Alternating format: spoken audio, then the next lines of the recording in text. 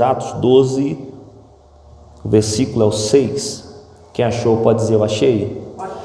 Que diz o texto: na noite anterior ao dia em que Herodes iria submetê-lo a julgamento, Pedro estava dormindo entre os dois soldados, preso com 2 algemas, e sentinelas montavam guarda à entrada do cárcere.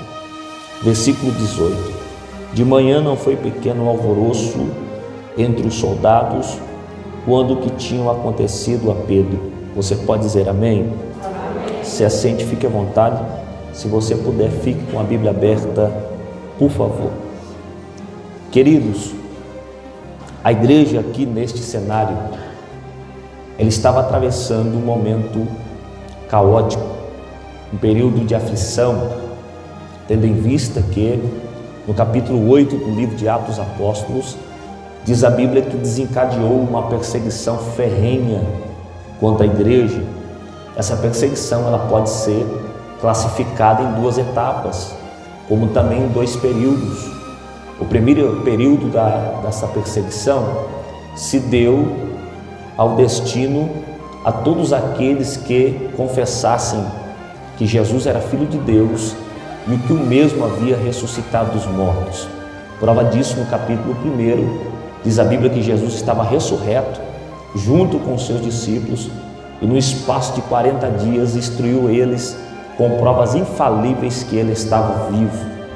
A Bíblia diz também que o segundo período desta perseguição se dá no capítulo 12 de Atos dos Apóstolos. Esse segundo período não se dá a todos aqueles que confessam que Jesus é Filho de Deus, mas sobre os líderes da igreja do primeiro século. Alguns líderes aqui foram presos e o capítulo 12 fala claramente isso. Quem que é o primeiro líder? Tiago, que era apóstolo. Eu quero aqui nesta manhã destacar 2 personagens importantíssimos ao sermão que será pregado. O primeiro personagem do capítulo 12 é conhecido como Pedro. Quem aqui já teve a oportunidade de estudar a biografia de Pedro vai concordar comigo que o doutor Augusto Cury diz que Pedro ele tem um temperamento um tanto quanto sanguíneo. Pedro é impulsivo, e quem aqui teve a oportunidade de estudar sobre a vida dele vai concordar comigo que Pedro ele cresceu em Betsaida, na Galileia, e depois que ele casou ele foi habitar em Cafarnaum. Pedro era filho de Jonas e ele possuía um irmão por nome de André, que também era apóstolo. Se fosse aqui para mim listar todos os erros que Pedro cometeu, o tempo não me seria oportuno, porque foram inúmeros os erros que ele fez. Mas é importante nós destacarmos aqui que Pedro cometeu alguns erros que marcaram o seu ministério. O primeiro erro que Pedro cometeu está em Mateus capítulo 16, quando diz a Bíblia que Jesus prediz a sua morte e diz quanto era necessário ele voltar para Jerusalém e padecer na mão dos anciãos e ser morto. Mas Jesus ele disse que ao terceiro dia ele não permaneceria morto, mas ele ressuscitaria. Naquele momento Pedro toma a palavra, e a palavra que Pedro fala, lança para Jesus, é uma palavra perturbadora, porque Pedro diz: Senhor, de forma alguma o Senhor irá para Jerusalém, não faça isso, não permita que este mal te aconteça. Naquele momento Jesus olhou para Pedro e disse: para trás de mim, Satanás, porque conhece a fraqueza dos homens, porém não conhece os planos de Deus. Eu quero aqui aplicar 2 verdades para você não dormir nesta manhã. Primeiro, o porquê que Jesus diz para Pedro: para trás de mim, Satanás, que conhece a fraqueza dos homens. O diabo entende que uma vez que o homem sofre, ele se afasta de Deus, ele nega a sua fé. É tão verdade isso que no Antigo Testamento, quando o diabo começou a afligir a Jó, ele disse para Deus: se você tocar naquilo que Jó tem, naquilo que Jó possui, ele blasfema contra ti. O que o diabo pensa é que uma vez que o homem está afligido por uma enfermidade, por uma porta fechada, ele se afasta de Deus. Mas o que o diabo não sabe é que o sofrimento ele não nos afasta de Deus, ele nos aproxima de Deus. Por quê? Porque a Bíblia é categórica em dizer que é no momento da aflição que nós buscamos a Deus, que é no momento das lágrimas que nós se derramamos na presença do Senhor, porque Ele é aquele que escuta o nosso clamor e entende a nossa aflição. É interessante aqui lembrarmos também de mais um erro que Pedro cometeu. A Bíblia diz que Pedro estava com Jesus em um momento de aflição, de agonia, que era momentos antes de Jesus ser crucificado. Diz o texto que eles estavam no Monte das Oliveiras, conhecido como Monte das Oliveiras, no Getsemane. E Jesus tinha chamado Pedro para orar. Só que Pedro, quando ele chegou no lugar da oração, diz o texto que ele foi submetido por um sono profundo. Ele estava no lugar para orar, mas ele dormiu. E é uma frase que diz que quem ora não peca, mas quem não ora, ele peca. E o que Pedro faz? Ele dorme. Quando ele acorda, diz o texto que os soldados já estão no jardim para prender Jesus. Pedro está com a espada na bainha. Eu não consigo entender isso. Pedro está com Jesus num lugar de oração, mas não larga a espada da bainha. E ele arranca a espada que está na sua bainha e ele corta a orelha de Malco, que era servo do sumo sacerdote. Jesus tem que arrumar a bagunça de Pedro, porque Pedro preferia dormir do que orar. Eu preciso abrir um parênteses aqui, porque eu estou sentindo graça nessa manhã e dizer para muitas pessoas que estão aqui que o nosso maior problema é que nós preferimos dar lugar à nossa carne do que dar lugar ao Espírito. Orar nunca foi gostoso e nunca será, mas a oração é a única ferramenta que faz abrir faz portas abrirem, portas que nunca podem ser abertas através da força do nosso físico, mas sim através da força do nosso joelho. Tem coisa que nós não resolvemos com as nossas forças, mas resolvemos através do poder da oração. Se eu e você soubesse usar esta ferramenta, ninguém iria desesperar no momento da aflição. Está escrito, Salmo 34, verso 17: os justos clamam e o Senhor os ouve e os livra de todas as tuas angústias. Foi dito aqui nesta manhã, Mateus 7,7: aquele que pede, recebe, o que busca, encontra, e o que bate, se abre. O seu Deus não é surdo, nem cego, e muito menos aleijado. Quando você ora, Ele escuta. Quando você fala, Ele vê. E quando você pede, Ele está disposto em ficar de pé para te ajudar. Quem crê que esse Deus está aqui nesta manhã e pode adorar o nome bendito do Senhor. É importante entendermos que Pedro, além de cometer diversos erros, como alguns aqui que eu citei, a vida dele também não foi só feita de erros. A vida de Pedro também foi feita de acertos. Pedro não só errou durante o seu ministério com Jesus, ele também acertou. Quem aqui não lembra o momento que Pedro andou sobre as águas? É importante enfatizarmos aqui, pastor Marcos, que Pedro foi o único pecador, homem pecador, que conseguiu andar sobre as águas. Não houve outro homem pecador, estou falando pecador, que conseguiu andar sobre as águas. Aí alguém fala, mas ele afundou. Mas ele andou. Mas ele afundou. Não, mas ele andou. Não importa que ele afundou, mas que ele andou, ele andou. Quantos passos que você já deu sobre as águas? Nenhum outro homem andou. Pedro, ele andou. Pedro não só andou sobre as águas. Diz um dia que Jesus estava no deserto com os seus discípulos, e Jesus olhou para os seus discípulos e disse assim para eles: o que estão dizendo aí quem é o filho do homem? Aí alguns disseram, estão dizendo que o Senhor é um profeta. Aí outros disseram, estão dizendo que o Senhor é Elias, ou outro João Batista. Mas Pedro toma a palavra, e quando Pedro toma a palavra, Pedro olhou para Jesus e disse: tu és o Cristo, o Filho do Deus vivo. Naquele momento os discípulos olharam e falaram: quer ver? Olha o que Pedro falou, quer ver Jesus repreender Pedro? Jesus olhou para Pedro e falou: Pedro, não foi a carne e nem o sangue que te revelou isso, mas foi o meu Pai que está no céu. Pedro ele cometia inúmeros erros, mas também cometia acertos. Além de Pedro cometer acertos, Pedro ele fez parte do grupo seleto de Jesus de intercessão. Pedro fazia parte daquele grupo que no momento que as coisas apertavam, Jesus contava com eles. Quem aqui não se lembra que quando a filha de Jairo morreu, e todos estavam rindo, todos estavam gargalhando, dizendo que a menina estava morta e não tinha o que fazer, porque Jesus chega no cenário, na casa de Jairo, e diz que iria despertá-la. Todos duvidaram. Aí diz o texto que Jesus mandou todo mundo sair. E quem que Jesus mandou entrar? Pedro, Tiago e João. Quando eles entraram, eles não riram, mas eles oraram com fé. E quando eles oraram, aquela menina voltou a ter vida. O que mais tem por aí hoje em dia é pessoas que duvidam. Poucas pessoas são aqueles que creem. Muitos duvidam, poucos creem. A minha sogra pegou Covid, a minha mãe pegou Covid, o meu irmão pegou Covid. os meus cunhados pegaram Covid, nenhum morreu, todos estão bem. Por quê? Porque tem aqueles que duvidam, mas tem aqueles que acreditam no poder de Deus. Eu tenho uma palavra de Deus para a tua vida aqui nessa noite, nesta manhã.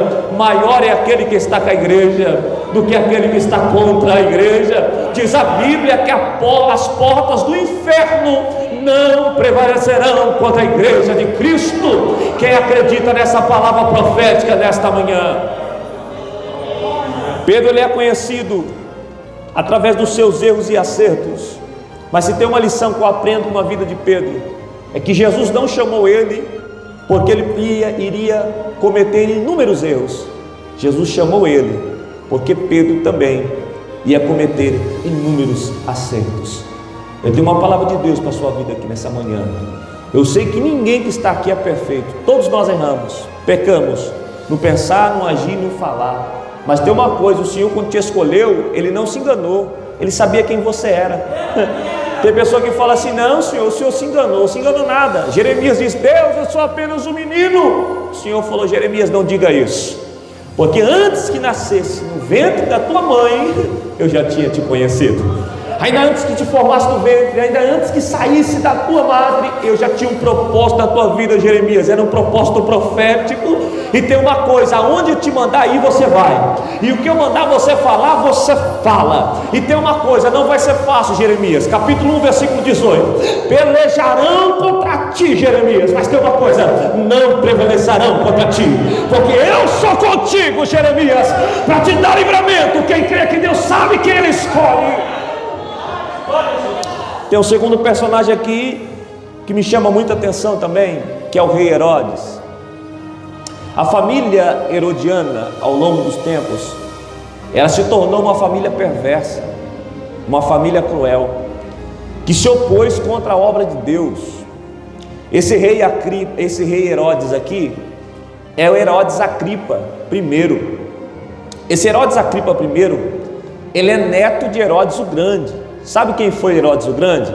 Aquele que foi responsável pela grande chacina, que mandou matar toda criança abaixo de 2 anos, a fim de que matasse a Jesus. Esse Herodes o Grande tinha um irmão, conhecido como Herodes o Tetrarca. Você sabe quem foi Herodes o Tetrarca? Aquele que mandou decapitar João Batista. Esse Herodes o Tetrarca aqui também, ele tinha um irmão, conhecido como Herodes Agripa II, que estava no julgamento do apóstolo Paulo. E esse Herodes que nós estamos lendo aqui, Agripa I, foi responsável de mandar matar Tiago a fio da espada. Eu quero nesta manhã pregar subordinado ao tema: 3 coisas que Herodes não conseguiu impedir. Eu vou falar mais uma vez: 3 coisas que Herodes não conseguiu impedir. A princípio é importante nós entendermos que quando nós lemos Atos capítulo 12, nós pensamos: o porquê que Tiago morre e Pedro não morre? Será que será que Deus faz exceção de pessoas? Ou será que o Senhor tem os seus filhos prediletos? É claro que não. O que Deus tem é propósitos diferentes. Tiago é morto à espada, porque naquele período existia no mínimo 4 ou 5 tipos de morte. O primeiro tipo de morte era apedrejamento, Estevão foi apedrejado. Segundo tipo, decapitação. Terceiro, crucificação. Quarto, enforcamento. E quinto, morria pegado fogo. Agora entenda uma coisa: Tiago é morto ao fio da espada, porque só morria ao fio da espada aqueles que estavam enganando o povo. Tiago não estava enganando o povo. Tiago estava pregando um evangelho puro e verdadeiro, proclamando as boas novas, mas ele foi acusado por enganar o povo, e ele morre. E alguém fala assim: Deus amou mais Pedro do que Tiago? Não, Deus só tinha propósitos diferentes na vida dos dois. Tiago, o propósito dele era morrer em Atos 12, mas o de Pedro não era morrer em Atos 12. Herodes não conseguiu matar a Pedro, porque é impossível matar aquele que Deus quer preservar com vida. Eu vou falar de novo para você não dormir: é impossível matar aquele que Deus quer preservar com vida. Você só está vivo não porque você é bom, é porque Deus quer te preservar com vida. Você só está vivo não é porque você é imune ao vírus, porque você é assintomático, não, porque Deus quer te preservar com vida. Já morreu jovens de 18 anos já morreu jovem de 22 anos, já morreu jovem de 25 anos, já morreu criança, e tem idosos aqui nesta manhã que está vivo, e alguém está dizendo: por que não morre? Porque é impossível matar quem Deus quer promover com vida. Eu tenho uma palavra de Deus para você: você não vai morrer neste ano enquanto Deus não concretizar aquilo que Ele tem para fazer no meio da tua casa, na tua família, na tua parentela. Que receba essa palavra, porque está vindo de Deus nesta manhã. É impossível. Aqui nasce a primeira lição, e a primeira coisa que Herodes não pôde impedir está no versículo 5. Se você está com a Bíblia, olha o que está escrito aí. Então Pedro ficou detido na prisão, mas enquanto Pedro estava detido na prisão, a igreja, olhe para mim, fazia contínua oração por ele. Tiago não entendi o que Herodes não conseguiu impedir. A primeira lição: Herodes não conseguiu impedir que a oração da igreja atingisse um êxito positivo. Enquanto Pedro estava preso, tinha alguém que estava orando. E é interessante isso aqui, porque quem estava orando? Quem orava? Versículo 12. A oração era na casa de uma mulher por nome de Maria, que era mãe de João Marcos. Quem estava na casa? Uma serva por nome de Rode. Não há mais nomes, mas diz a Bíblia que eram muitas pessoas que estavam reunidas orando. E aqui eu aprendo muitas lições. A primeira é: quem estava orando aqui nunca tinha tido a oportunidade de falar em público. Quem está orando aqui não é pastor presidente. Quem está orando aqui não é apóstolo. Quem está orando aqui não é líder. Quem está orando são joelhos anônimos que ninguém conhece. Tem muita pessoa que se desfaz da oração de uma pessoa que ninguém conhece. Uma coisa nós não sabemos: que a oração não é uma arma para o pastor Marcos apenas. A oração não é uma arma para o irmão pastor Natanael apenas. A oração é uma arma para mim e também para você. Se tem uma arma e uma ferramenta que nós temos que o diabo treme, é quando um crente ora diante de um Deus poderoso e verdadeiro.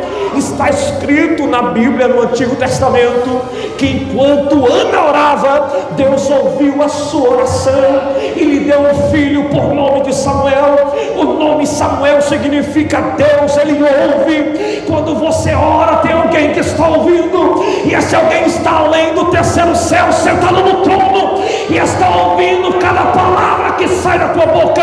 Alguém está dizendo: está bêbada, está embriagada, está louca, mas Deus está dizendo: vai chegar um momento que eu vou me lembrar de cada palavra que sai da tua boca e vou mandar providência para a tua casa.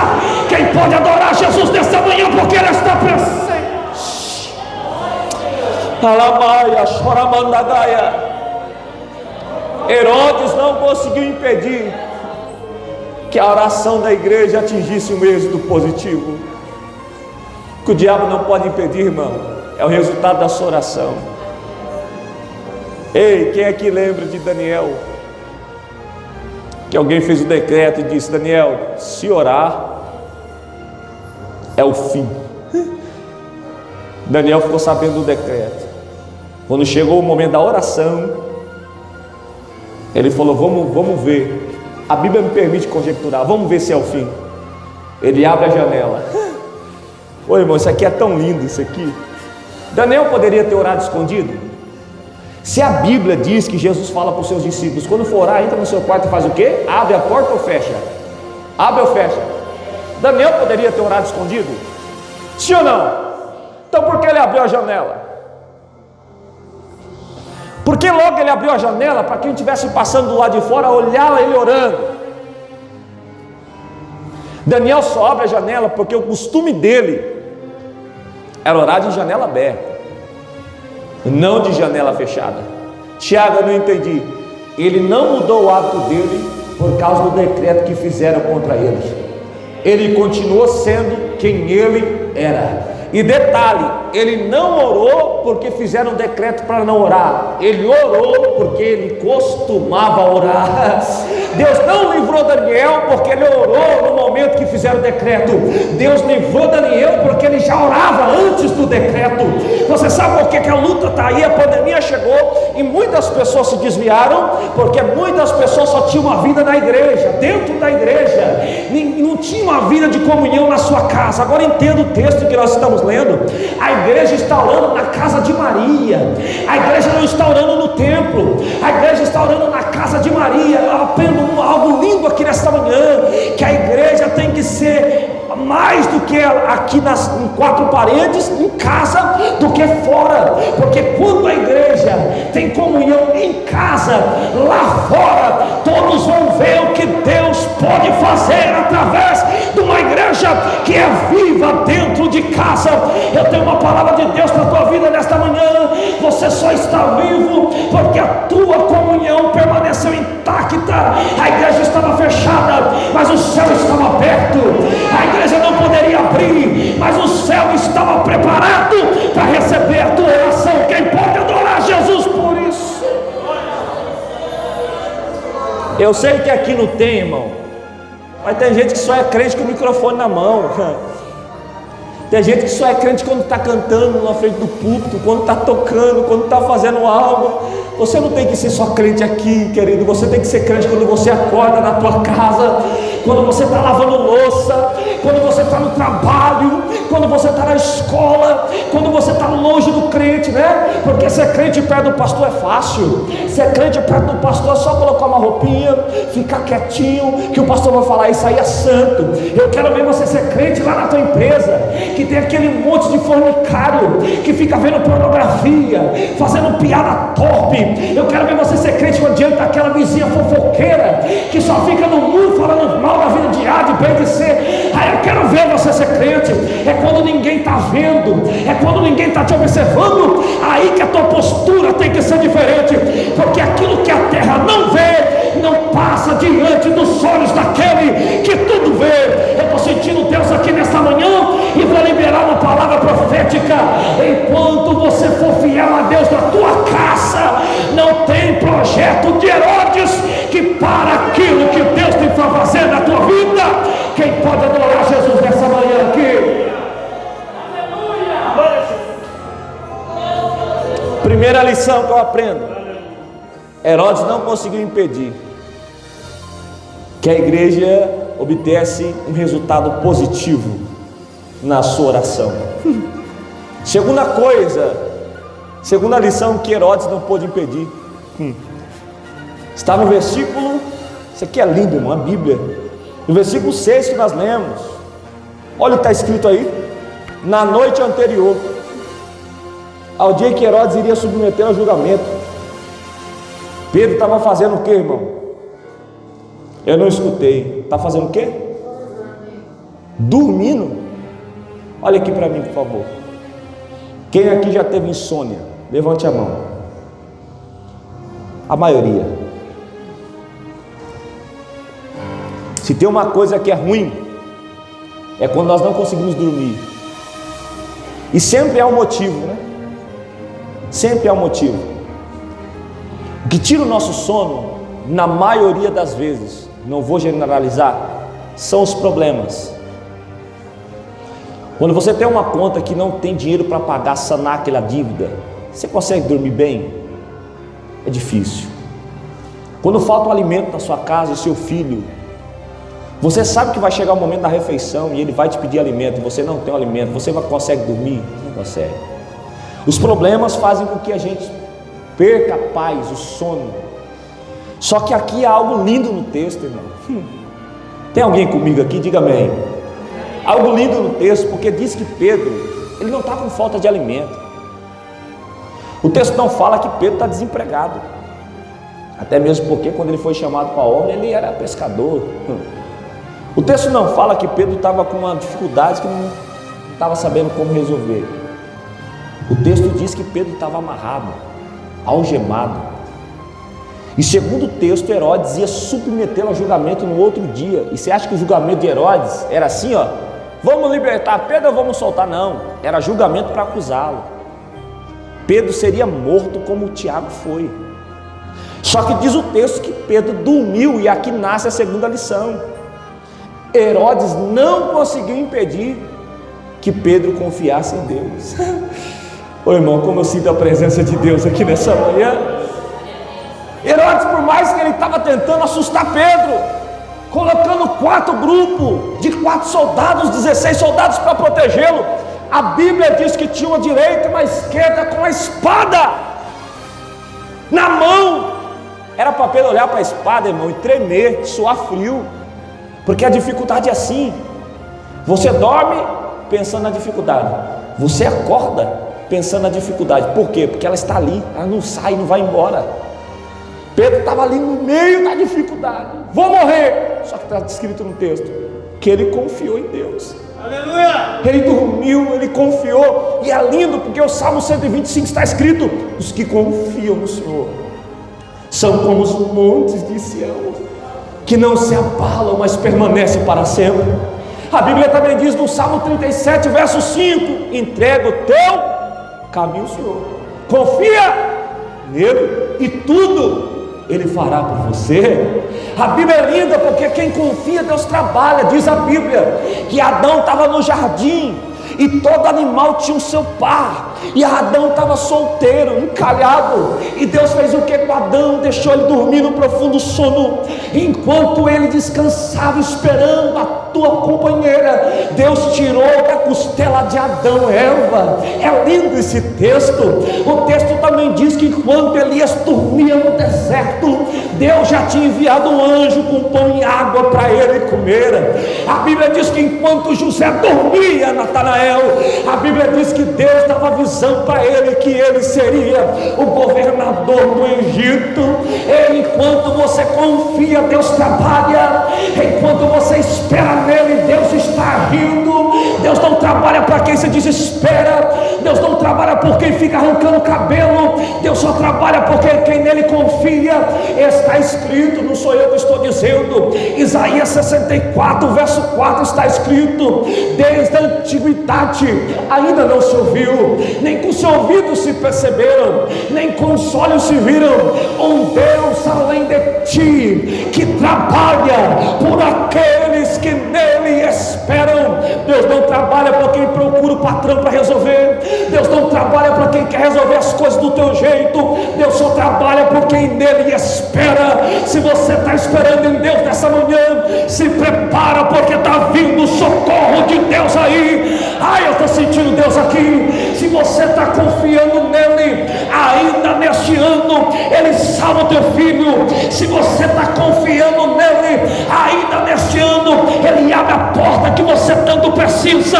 Se você está esperando nele, ainda neste ano ele muda a tua casa, restaura a tua família, cura a tua saúde, liberta os teus familiares. Se você está esperando nele, se prepara para ter algo novo de Deus na tua vida. Vai ser neste ano que recebe essa palavra que eu estou pregando aqui, irmão. Eu estou sentindo a presença de Jesus aqui nessa manhã. Segunda lição: Herodes não pôde impedir Pedro confiar. Herodes não pôde impedir Pedro confiar. Irmão, olha para mim aqui. A decisão de confiar em Deus é sua. É sua. Aliás, quem está com a dificuldade é você. Quem precisa dele é você. A escolha é sua. Quer confiar ou quer duvidar? A escolha é sua.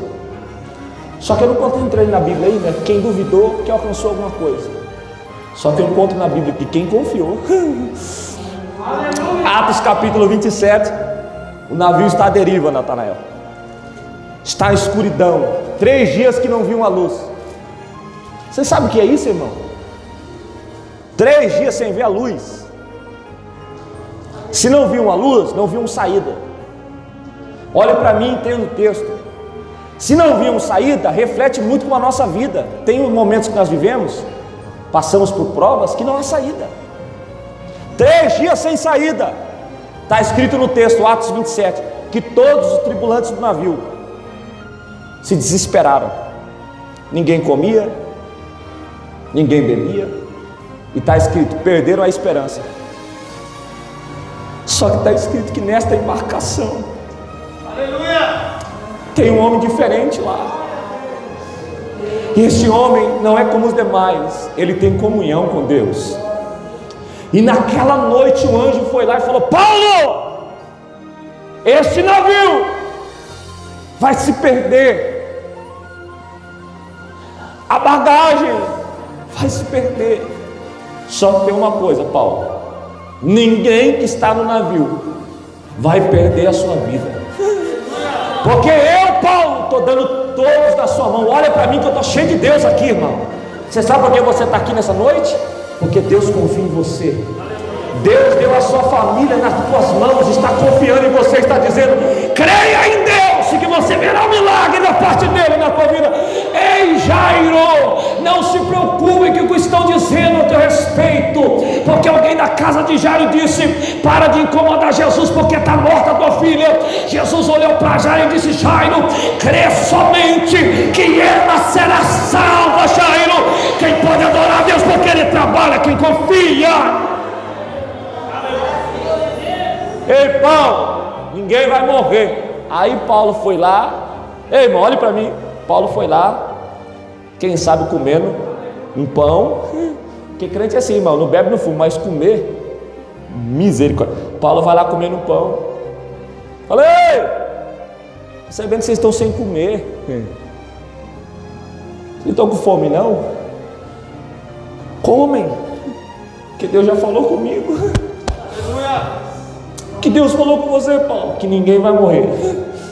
E tem uma coisa, você tem que ficar aqui, não adianta querer fugir não. Não adianta querer pegar um bote salva-vidas e querer fugir não, tem que ficar no bote. Aí enquanto Paulo estava falando, tinha gente já com o bote tinha gente já com o bote descendo, já com o pé no bote. Aí Paulo falou: corta o bote, vai ficar todo mundo aqui. Se ficar aqui, tem livramento. Quer livramento de Deus? Continua na igreja. Quer livramento de Deus? Continua no grupo do ciclo de oração. Quer livramento de Deus? Continua cantando. Quer viver livramento de Deus? Continue pregando. Quer viver livramento de Deus? Continue confiando. Quer viver livramento de Deus? Continua dizimando, ofertando. Quer viver livramento de Deus? Continua confiando, porque quem confia viverá aquilo que Deus tem para você. Está escrito na Bíblia. Paulo falou: ó, descansa. A terceira e última lição, e eu fecho a Bíblia. Está com a Bíblia aberta? Quem está comigo aí, diga amém. Olha a última lição e a mais linda de todas. Irmão, como isso aqui é lindo. Versículo 9. Está escrito assim: e saindo Pedro... Mas peraí, e saindo Pedro, olhe para mim. Terceira coisa que Herodes não conseguiu impedir: Pedro sair da prisão. E olha que ele tentou, hein?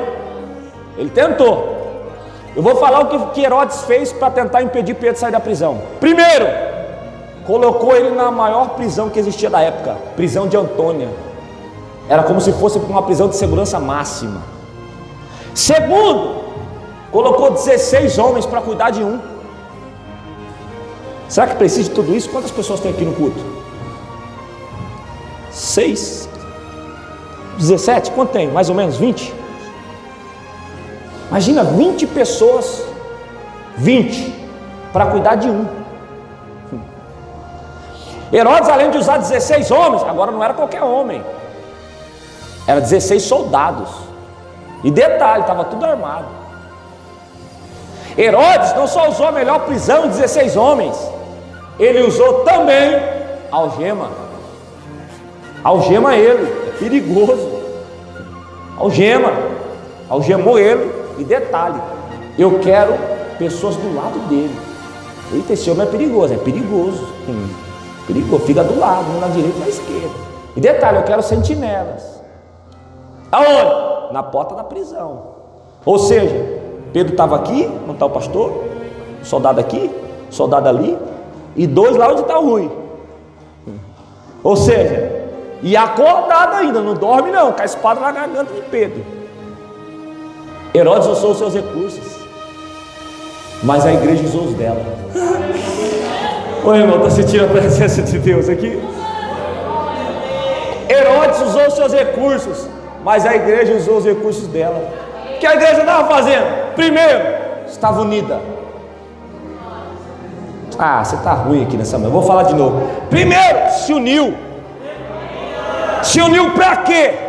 Não para pedir para eles, mas para interceder por alguém.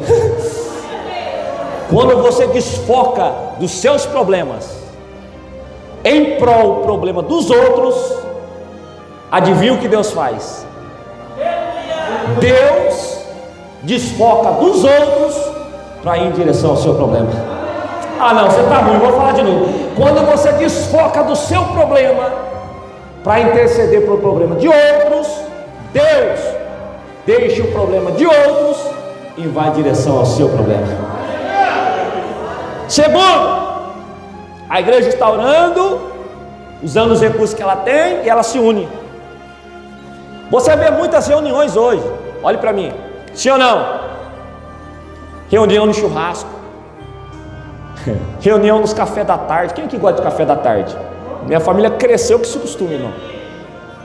E tem uma coisa, eu posso acordar meio-dia, eu tenho que tomar café da manhã. Nunca vi um negócio desse. 1h da tarde, faz café amanhã, quero pão. Já fui na padaria, o padeiro olhou para mim e falou: misericórdia, você quer pão? Só tem um. Falei: pode ser, eu tenho que tomar café. É costume.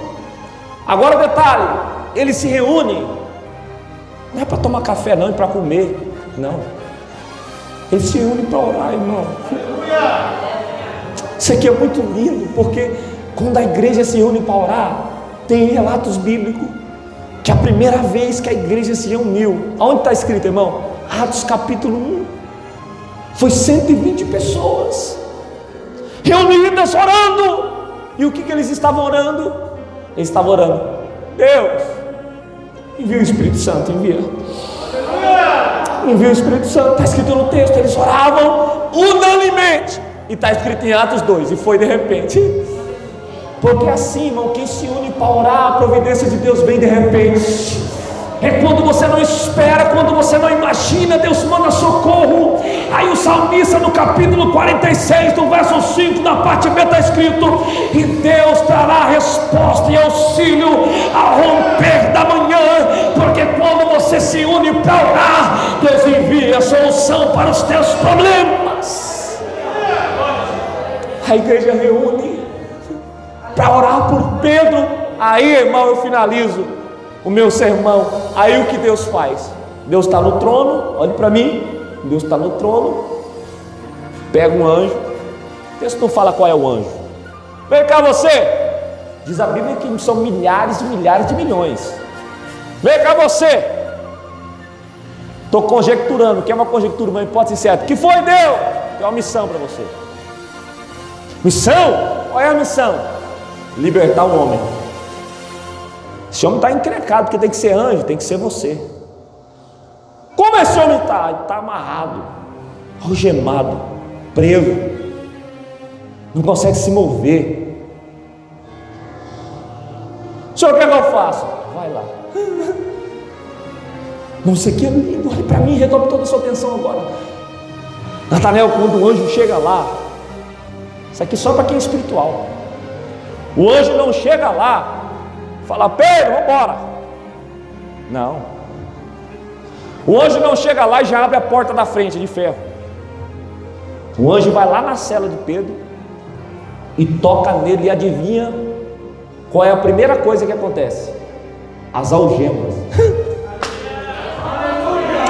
As algemas que o prendiam caiu no chão.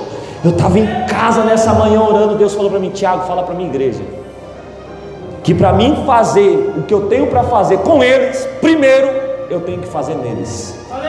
Eu não trabalho de fora para dentro, eu trabalho de dentro para fora. Deus tem que te libertar de coisas que te impedem de prosseguir.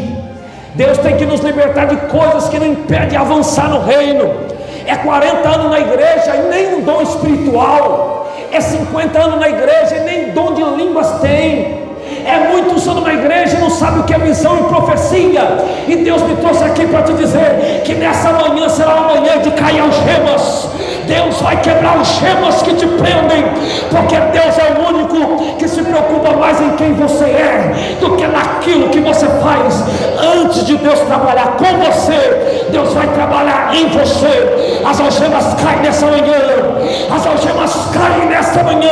Você vai em direção à promessa que Deus te fez. Que recebe essa palavra que eu estou pregando aqui.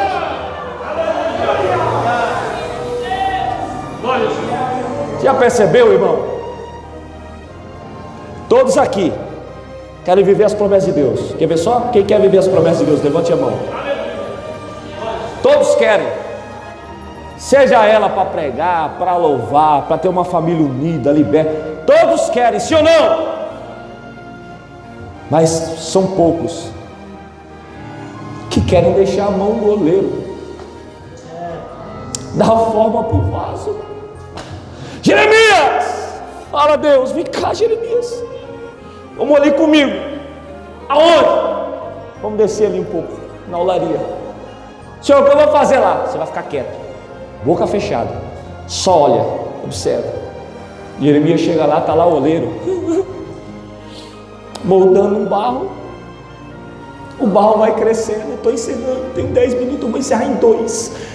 O barro está crescendo, formando um vaso. Jeremias fica feliz. Está pronto, Senhor. De repente o vaso faz o que, irmão? Se desfaz. Quando o vaso se desfaz, é lindo o texto, Rui. O oleiro não pega o barro e joga fora. O oleiro não pega o barro, não é terra seca aqui, é barro, está em momento de preparação. Ele não pega o barro e fala, esse barro não serve. Ele pega o mesmo barro que se desfez, ele começa a fazer uma restituição naquele barro. Ele coloca as mãos no barro e começa a trabalhar no barro. Aí eu lembro do que está escrito lá em Isaías 43, versículo 13, que antes que se houvesse dia, o Senhor já era, e não há quem pode escapar da onde? Das mãos do Senhor, porque operando Ele, quem pode impedir o que Ele quer fazer? O vaso tinha crescido e foi desfeito, mas o mesmo oleiro com o mesmo barro pega um barro desfeito e começa a dar uma nova forma. Eu vim aqui na autoridade do Espírito Santo pregar para você nesta manhã que o vaso que foi desfeito vai voltar a ter forma a partir desta manhã. Você vai voltar a produzir, você vai voltar a produzir. Quem crê que Deus tem coisas novas para nós aqui?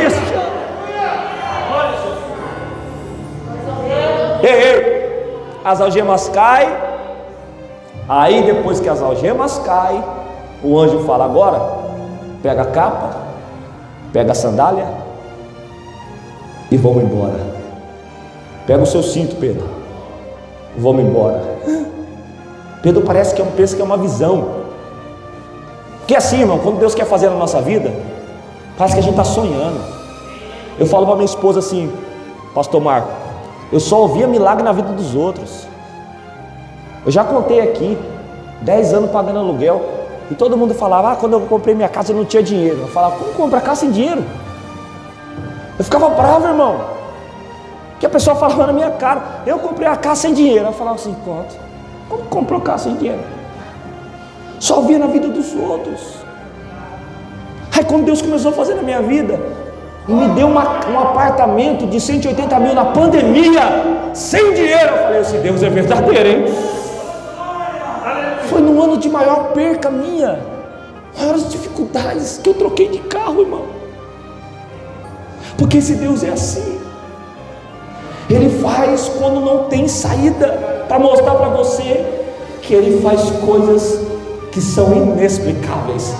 Milagre não se explica, se vive. Milagre não questiona, leva para casa. Milagre não fica duvidando, logo recebe. Pedro está andando e pensa que é uma visão, pensa que está dormindo. Aí o anjo passa a primeira porta, Passa a segunda porta, olhe para mim que eu finalizei. Isso aqui fala muito. Primeira e segunda porta são momentos que Deus estava trabalhando na vida de Pedro, que ele não estava percebendo. Passa a primeira porta, um milagre. Passa a segunda porta, outro milagre. Mas quando chega na terceira porta, aí o bicho pega. Por que, Tiago? Porque aquela porta era impossível Pedro abrir ela. Aí alguém fala, o anjo abriu? Coisa nenhuma. Por quê? Porque o anjo estava do lado de dentro. Ah, você está com sono, né? O anjo está do lado de dentro, Pedro do lado de dentro. A porta era pesada. Aí está escrito no texto que a porta abriu sozinha. Deus olhou e falou, anjo, o senhor já fez o seu papel. Pedro, fique tranquilo, porque aquilo que você não pode fazer, aquilo que anjo não pode fazer, o seu Deus faz por você. A porta abriu. Aí Pedro saiu lá fora, começou a andar em direção a uma rua. O anjo foi embora. Na hora que o anjo foi embora, eu fecho a Bíblia e Pedro pensa, não era uma visão, eu não estava sonhando, é real, eu estou livre. Se prepara para Deus começar a realizar aquilo que você sonhou. Se prepara para viver os sonhos de Deus para a tua vida. Quem recebe essa palavra nessa manhã profética? Ei, só tem uma coisa. Você pensa que Pedro foi embora? Para onde Pedro foi? Aonde Pedro morava, irmão? Diga, Cafarnaum. Pedro não tinha que ir embora para casa? Mas ele não foi. Para onde ele foi? Foi lá na casa de Maria. Maria!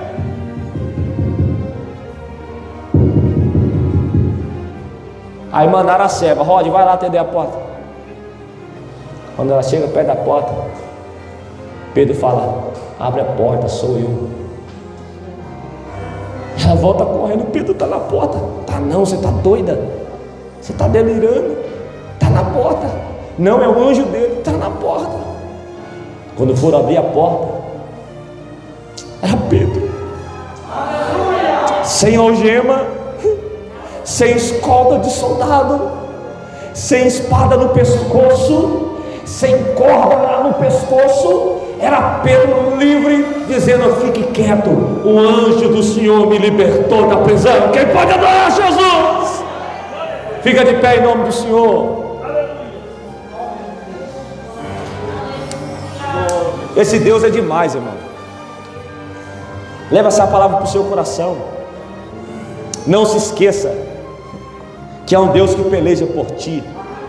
Ei, amanheceu o dia, Herodes ficou sabendo da fuga. Sabe o que aconteceu? Houve um alvoroço. Não adianta o diabo, irmão, pegar os seus demônios para atormentar a nossa vida. Porque quando Deus quiser agir, a hora que Ele quiser agir, o que Ele vai fazer vai ser tão perfeito, que até o diabo vai ficar coçando e falando assim, como que Ele fez isso? Eu profetizo nessa manhã de domingo, que o teu filho vai servir a Deus. Eu profetizo nessa manhã de domingo, que o seu marido vai servir a Deus. Eu profetizo nessa manhã de domingo, que o Senhor vai curar você de qualquer enfermidade. Eu profetizo nesta manhã de domingo, que as portas que se fecharam para você, Deus abrirá portas maiores para a tua vida. Eu profetizo nesta manhã de domingo, que maior é aquele que está conosco do que aquele que está contra nós. Quem pode levantar a mão e glorificar esse Deus? Só você que crê na palavra que foi pregada. Vem até aqui na frente do altar para orar pela tua vida. Tiago, eu creio que os planos de Deus são maiores, são maiores, são maiores. Vem aqui, eu quero orar por você. Fique aqui no altar, vá um pouco para o lado, vem aqui. Aleluia. Estou sentindo a presença de Deus aqui ainda nessa manhã. Vem aqui, coloque a mão no coração. Eu aprendi na escola teológica que pregação sem oração não é pregação. A oração sela a mensagem. Com a mão no coração, com os olhos fechados. Pai, em nome de Jesus, Eis aí a tua igreja. Alamanda, chorabaca, labaia. Eis aí a tua noiva, Pai. Eu te peço agora, no nome do teu Filho amado Jesus o Cristo, quebra essa algema que está prendendo essa irmã. Quebra essa algema que está prendendo este homem. Aí em direção aos teus propósitos, às tuas promessas, ó Pai. Meu Deus, eu te peço agora, se tiver portas fechadas, abre a primeira. Se tiver portas fechadas, abre a segunda. Se tiver portas fechadas, abre a terceira. Mas que o teu nome venha a ser glorificado nessa casa, nesta família, no meio desta parentela. Que esta igreja da Assembleia de Deus, Ministério do Belém, aqui no Parque 2, Pai, possa contemplar as obras que o Senhor irá fazer no meio desta igreja. Eu profetizo nesta casa, eu profetizo na vida do anjo desta igreja, eu profetizo sobre cada vida que está aqui, que este ano de 2021 não será um ano marcado por derrotas e percas, mas será um ano de restituição, será um ano de restituição, será um ano de coisas novas, será um ano de algo novo. Quem recebe essa palavra, quem recebe essa palavra, seja restaurado por Deus agora, seja renovado por Deus agora. Deixa Ele quebrar algemas, deixa Ele abrir portas, deixa Ele trabalhar no teu íntimo, no teu profundo, deixa Ele mover você, deixa Ele quebrantar você, deixa Ele restaurar você. Restaura, Jesus, restaura, Jesus. Alacaia, soracambara, maçoi, alamanda, raçulha. Restaura nessa manhã, quebra as remas, abre porta, restaura a alma, solta os pensamentos, tira todo o complexo de inferioridade, tira todo o pensamento de angústia, tira toda angústia, toda fraqueza, limitações na alma, no psicológico, tira agora, no nome de Jesus, e restaura, restaura, restaura, restaura a tua igreja. Só você que crê, diga: eu creio. Bata no peito e diga: eu creio que Deus restaurou a minha vida nessa manhã. Que Deus te abençoe, no nome de Jesus.